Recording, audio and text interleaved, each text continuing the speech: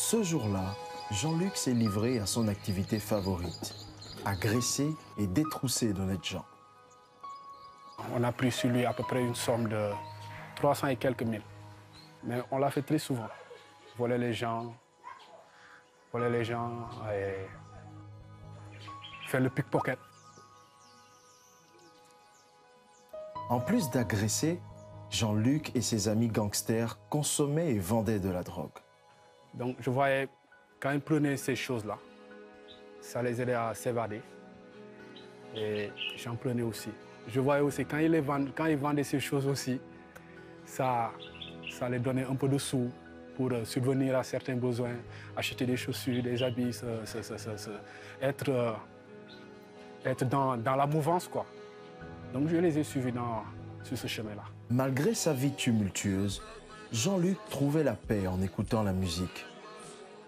La musique rap, hip-hop, quand on l'écoutait, c'était la chose qui ne nous poussait pas à exprimer notre violence. On était d'accord là-dessus. Avec le mouvement hip-hop qui faisait fureur dans la banlieue, Jean-Luc se lança dans la musique avec succès. C'était une musique vraiment très expressive, la manière dont j'écrivais. Donc ça a plu à beaucoup de personnes. La musique avait réussi à dissiper la violence physique, mais l'a fait basculer dans une vie de débauche. Mais malheureusement aussi avec la musique, j'ai eu aussi d'autres fréquentations. Donc nos tournées à Mbour, à Saly, dans beaucoup de boîtes, a fait que j'ai eu aussi d'autres fréquentations par rapport à la débauche. Et là, je me suis plongé dans l'ivrognerie, si on peut le dire ainsi, dans l'alcoolisme, dans la fréquentation des prostituées. Donc ça crée en moi une addiction, si on peut le dire ainsi. La femme est devenue un objet sexuel pour moi. Ces expériences ont laissé Jean-Luc sur sa faim et il était toujours en quête de paix. Je cherchais des émotions, des sentiments ou une personne qui ne me ferait pas sentir coupable par rapport à ce que je faisais ou par rapport à ma propre vie. J'ai fait pas mal de choses, j'ai fréquenté pas mal de personnes et j'ai vacillé de religion en religion, si je peux le dire ainsi, juste pour trouver une paix intérieure. Un jour, il fut invité dans une église où il fit une expérience singulière.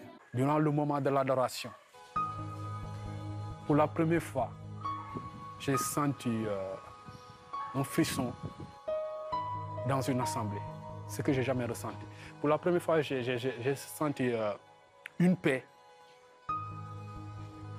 dans une assemblée de personnes, là où on parle de Dieu, ce que je n'ai jamais ressenti. Jean-Luc donna sa vie à Christ et ensuite expérimenta une grande délivrance. Quand je me suis baptisé, je ressentais cette paix-là, mais cette paix automatiquement m'a quitté. Mais le jour de la délivrance, c'est le jour-là où je suis arrivé dans ce programme-là. Quand on a prié pour moi, des choses se sont passées. Moi, je ne sais pas ce qui s'est passé, mais ils m'ont expliqué que, en certain moment, c'était comme si j'étais rentré en transe. Et je donnais des coups de tête partout. Bon, mais en tout cas, après ça, j'ai senti une grande paix. J'ai senti quelque chose à quitter mon âme. J'ai senti quelque chose qui est sorti de moi. Renouvelé, Jean-Luc donna une nouvelle orientation à sa carrière musicale. Aujourd'hui, il chante Jésus. Et maintenant que j'ai donné ma vie à Jésus-Christ, je me suis dit que de la même façon que j'ai réussi à impacter, à avoir beaucoup de fans, à impacter plusieurs personnes à travers la musique mondaine que je faisais, de la même façon, je peux peut-être témoigner mon histoire, témoigner l'amour de Christ à travers ça. Et peut-être aussi ça pourra aider certaines personnes qui sont dans le même état que moi.